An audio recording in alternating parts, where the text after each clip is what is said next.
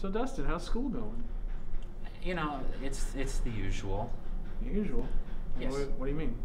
Yeah, I'm just doing my Japanese class, my TV studio production class. Japanese? TV studio production? Yes.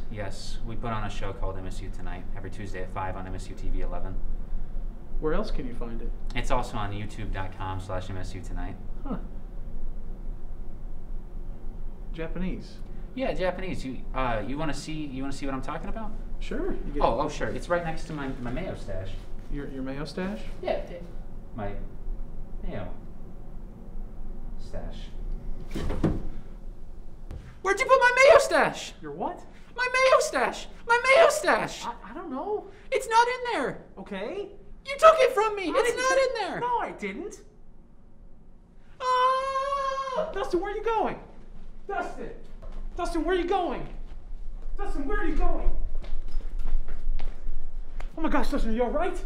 Dustin!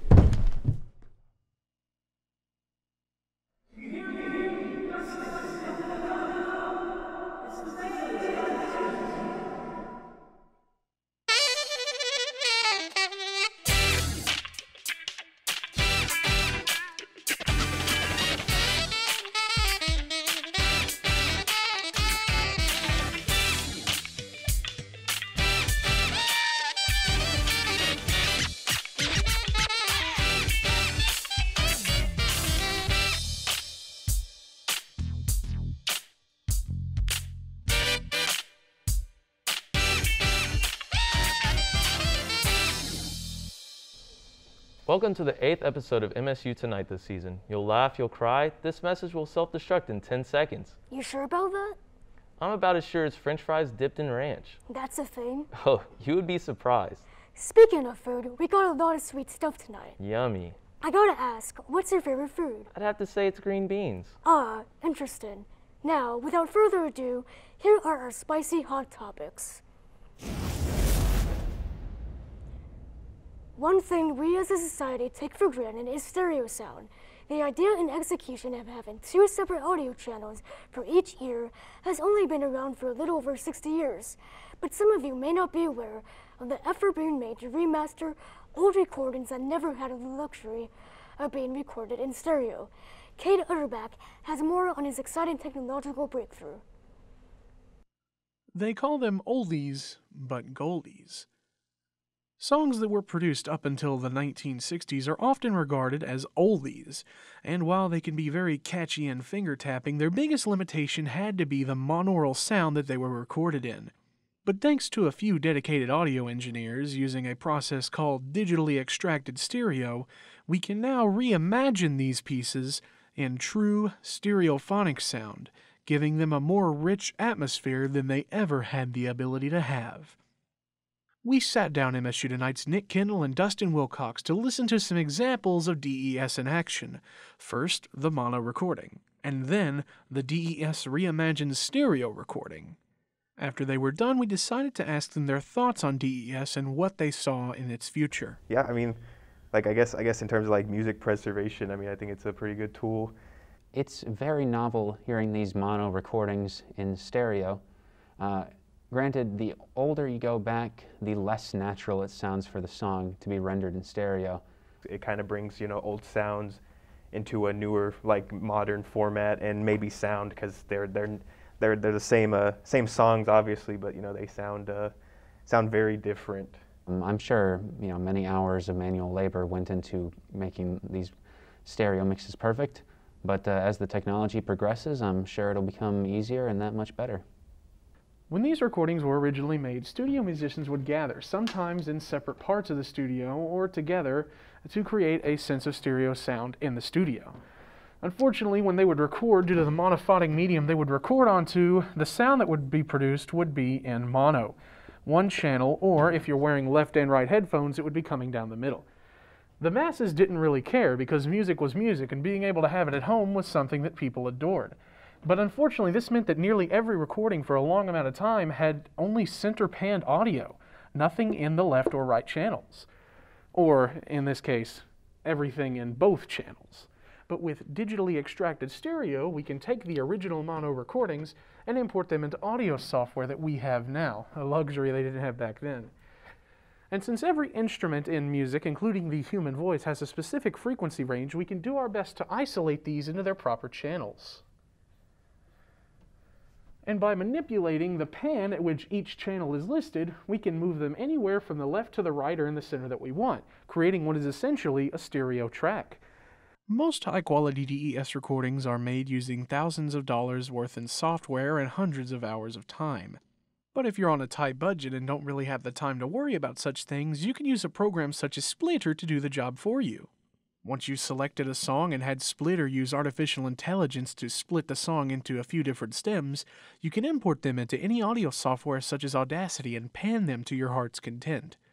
Thus, you can create your own stereo version of a monophonic song. Who knows, in 20 years, maybe that favorite song of yours that you used to hear in the roller rink will now be able to be experienced in a way you never thought possible. I'm Kate Utterback for MSU Tonight. The oldest building on campus, Rather Hall, just opened back up on March 27th. The hall and museum closed its doors due to COVID exactly a year ago. They just reopened and actually had many exhibits to show. Some of the exhibits included Voices and Votes, Democracy in America, a 50 Years of WKMS exhibit, the Murray Room, and a poster gallery. Most of the exhibits were targeted for children for the reopening. The Murray State football team played in the OVC championship this past Sunday against Jacksonville State. Although the Racers put up an incredible 14 points, it wasn't enough to hold Jacksonville State to score in 28 points and seal them the victory. We can't wait to see what next season has in store. Who knows, maybe now they'll think about showing up for Nick's birthday? Watching anime has become a popular pastime for teens and college-age individuals. But what effects does it have on those who spend all of their time watching it? This is Natalie Kendall, a 21-year-old studying surgical technology at WKCTC. While she says it's just a hobby, her family is worried that her affinity for Japanese cartoons is becoming an addiction. She spends hours a day watching animes like Violet Evergarden, Haikyuu, Your Lie in April, and much more. She even collects Funko Pop figurines of anime characters for shows such as Yuri on Ice, as shown in the video. She even collects items from Asian-inspired American cartoons like The Legend of Korra. I've been watching anime since middle school, and it's not an addiction, it's a part of me, and my families are just bakas for not understanding. Can't you tell this woman is sick? If you have any advice or any information on how to get Natalie the help she needs for her anime addiction, contact her family at 270-555-3356. Apparently, popcorn salad is a hated recipe that divided Twitter. Not surprising because, well, it is Twitter, but why is popcorn salad being trashed on? Many thought the recipe was a parody. Others have said it is a recipe from HE double hockey sticks. One user rebranded it as popcorn violence. Why do random people on the internet care about some harmless recipe rather than actual time-pressing issues? We will never know. Interesting how food can divide people away. That's all we have for Hot Topics this week. Stay tuned. After the break, we've got a freshman coming onto the show, or as we like to call them, fresh meat. Don't go anywhere. There's more MSU Tonight coming up after the break.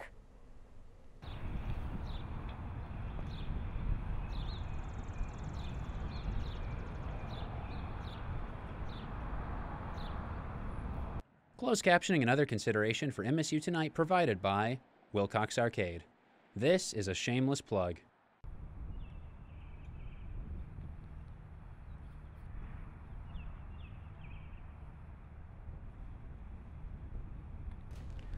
Welcome back, everyone. Tonight on the show, we have a very special guest. This is my friend Benjamin McCormick, a freshman at Murray State University. Thanks for coming in tonight, Ben. Benjamin, that makes you sound really official, Sam. Thanks. Very professional, I would have to say. So, for you being on the show tonight and you obviously being a freshman, would you like to tell us about any of your college experiences as a freshman so far? Just in general? Yeah. So freshman year's been going pretty well for me. Obviously, it's the end of the year, so I think everyone's ready for summer, me especially.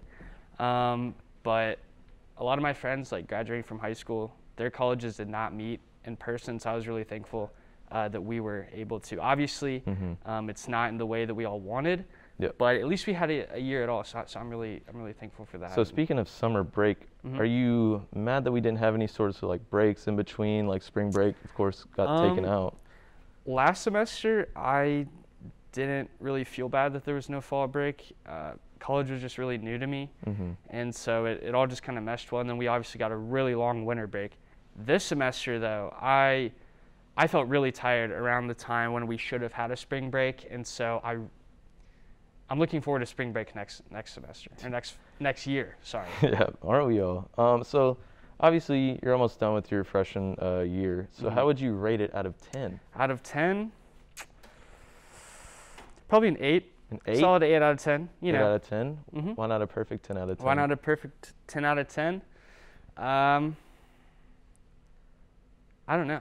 It's a good question. I mean, so last semester I took this this speech class, and I hate having to talk with these masks on because I keep adjusting them, you know. Yeah, and so it's pretty awkward, but yeah, that's where the other 2 points went. So it's because of masks. That's Exactly. why. Exactly. We have a mask denier here apparently.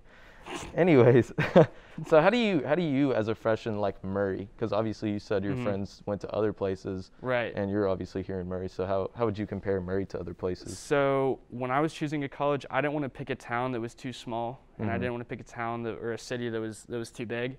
For me, Murray is the perfect size. It's kind of a good in between, and so I think that I'm not overwhelmed by stuff to do in Murray, obviously.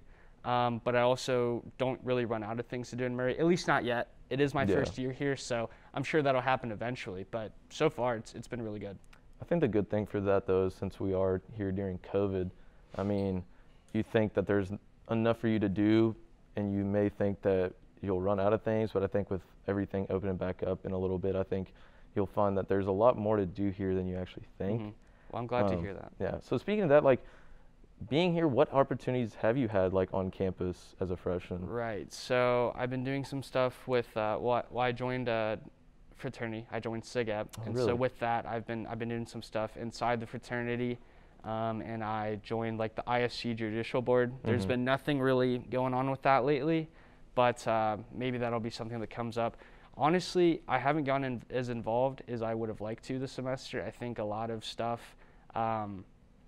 didn't happen, but stuff that did, like it just might not have been advertised as well, or I fell asleep for too long. I don't know.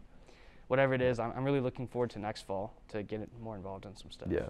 So obviously, other than the sleep and the mass, I mean, has COVID really affected your freshman year, like majorly in any sort of way, like you personally, possibly? Since it is my first year in college, like I don't necessarily have a reference point to compare it to, but I would say that, you know, obviously my senior year of high school got really cut short, and so when I was sitting in my house, you know, for all those months, just forming like an expectation of what college was going to be like, I had like a really dismal perspective about it, and the way things have gone this year, it actually outperformed my expectations. So it's been really good, and of course, you know, the masks I think are necessary, and you know, obviously they can be an inconvenience, you know, as I keep adjusting it every 10 seconds, but I think they're necessary, and you know, like I said before, I'm just grateful that we can actually like be here on campus instead of on Zoom. Yeah, definitely.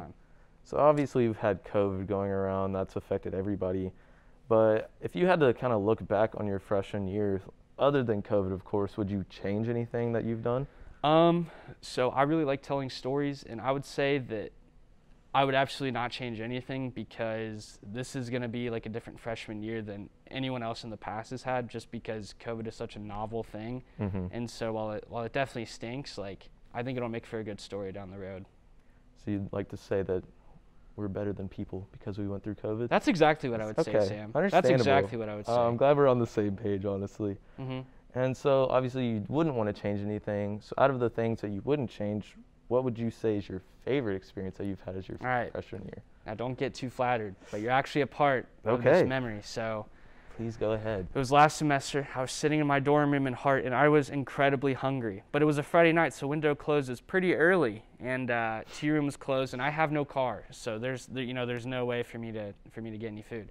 So I go down to you and Carter's room on the 3rd floor, and I just lay in your bean bag, and I'm just like, guys, I'm starving, and you were too. So we called up Garrett and Macy, and we had a spontaneous trip to Walmart. We got all these supplies and made shrimp scampi. So we went to the SIGEP house and cooked it up, and it was really good. We had burnt garlic bread, which is still garlic bread, so good enough, right? Caesar salad and shrimp scampi, which I don't know if you Have you told everyone that you're actually a really good chef? I have told everybody, but nobody seems to believe me. Yeah.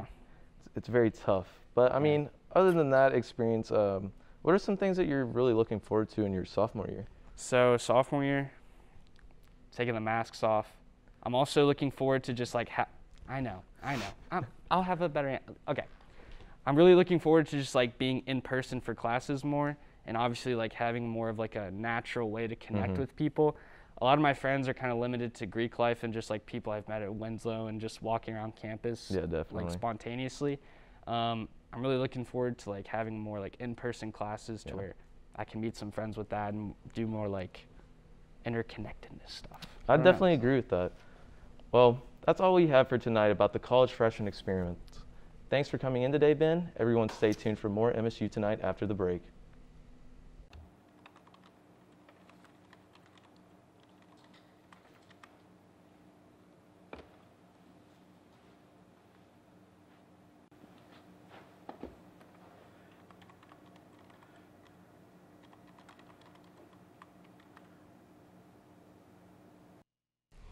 Welcome back to MSU Tonight.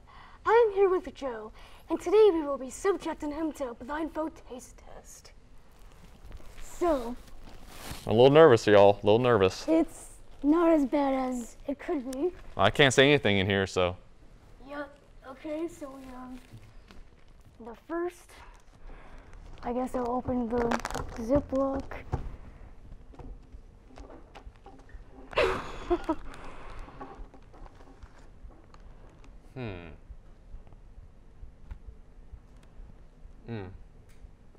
Here's the math real quick. A little chocolatey. Really gooey. It's actually pretty good. A little salty factor on top too.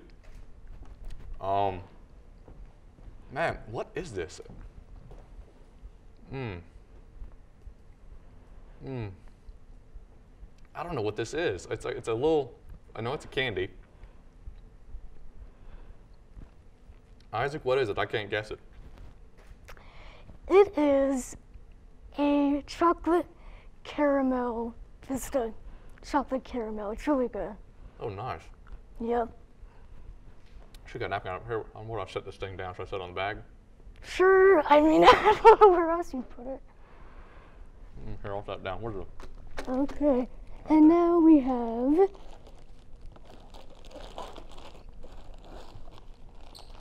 just more candy. Oops, I said it. Why do I suck at this? Where's the bag? Is this it? Yes. Okay, I feel like Dave Portnoy right now, Barstool. Ooh, okay, I got a stick here. Not a stick. Feels like a piece of bread or something. Oh gosh. Oh man. Total. So that one was out of right field. This one is out of left field, man. Completely different sides. Wow. Really chewy. Pretty gummy too. My gosh. It's good though, folks. It is really good. I know I can't see you, but I'm telling you, it's really good. Oh man. Is this a gummy worm? Not exactly, but it is like a type of gummy candy. All right, I'll take that. I guess that's some points, you know, maybe like a half a point or something. Do you have any other like guesses? Well, it was like, you know, pretty long, so like I was thinking worm. Maybe a gusher or something like that, or. Close. It is a Swedish fish. Oh man, how can I not get Swedish fish? My goodness, those are great. Yep. Come on, Joe. I was a little surprised you didn't get it the first man. time, but you know. I'm out of the game, man. I haven't had those in a long time. Here's the next one. On it? Okay. No, This one? yes. Okay.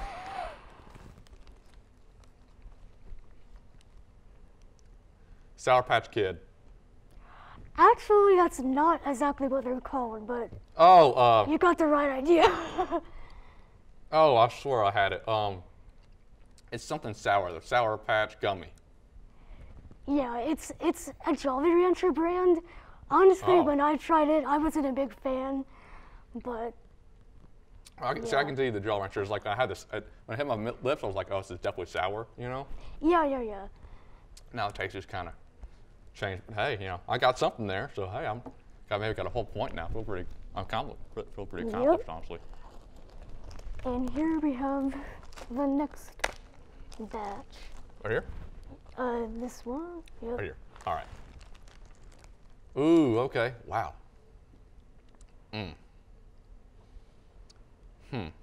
Wow, okay. Oh.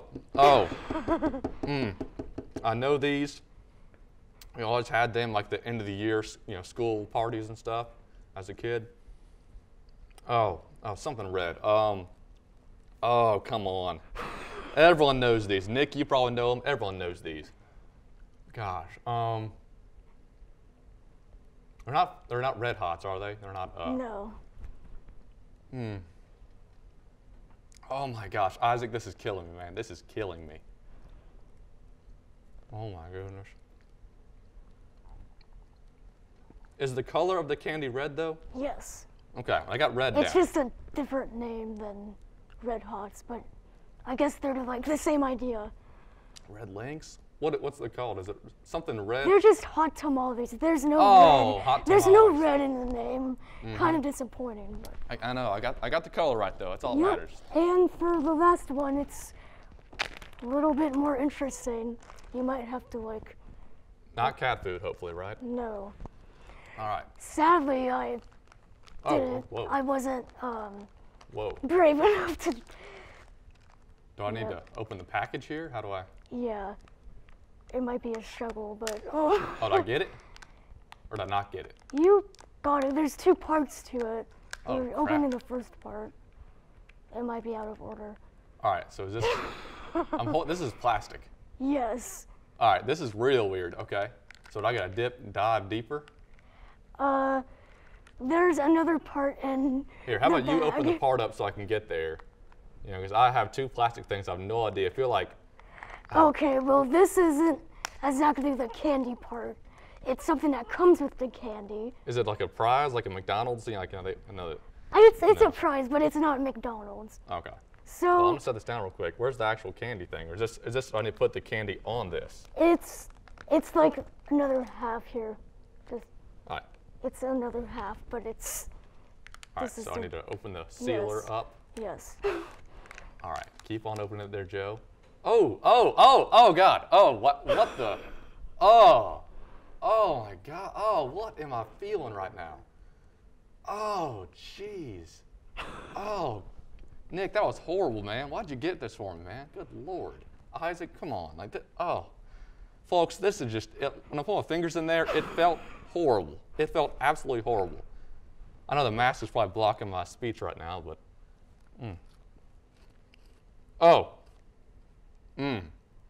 This is the best candy by far. The best candy by far. It's crunchy. It's chocolatey. I don't know what the heck it is, though, but if this was a cereal, I'd buy it, honestly. A little bit of milk ice that can make this like 10 times better. I need another one. I don't know what this is, though. Oh, God, it's so gooey. It is, I destroyed it. I destroyed it. Oh, no, I didn't. There we go. Yeah, I have no idea what the heck this is. Yeah, so it's like one of those candies where Is it like a pretzel dipped in chocolate? not really. It is a Kinder Joy egg. So one half has the chocolate, the other half has some random plastic toy thing. So, Oh, okay. yeah. Thought it would be an interesting last one because it's unlike any of the other ones. I know, you threw me off there, man. You threw me off. Yep. My gosh, I thought I was going straight to first, but heck, I'm going right to third, honestly, with this one. That was good, though, man. I hope I got maybe a 1 point on the board, so I'm pretty Okay, I'm do you pretty have proud. any final words to say? Final words to say. Well, folks, all the candy did taste good. I'm pretty disappointed in myself that I did not get the hot tamales, and I didn't get the, what was it, the gummy worms or the Jolly Rancher gummies. Those are my childhood, so pretty sad right now, but that's all I got, though, Isaac. I'll let you handle it. Well, we will wrap up right after this break, so stay tuned.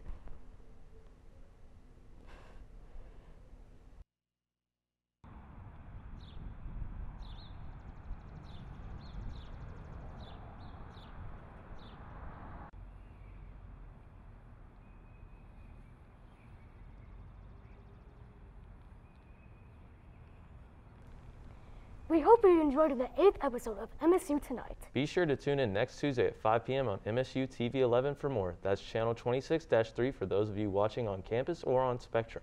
And if you miss it live, you can check it out on our YouTube channel at youtube.com/MSU Tonight for the latest episodes and some of our best segments. Lastly, be sure to follow us on Twitter at MSU Tonight for regular updates and behind-the-scene content each week. Well, that's all for this episode of MSU Tonight. Be sure to join us next week when we'll have... Who knows? Dustin, Nick, and Kate always have the most interesting stuff planned.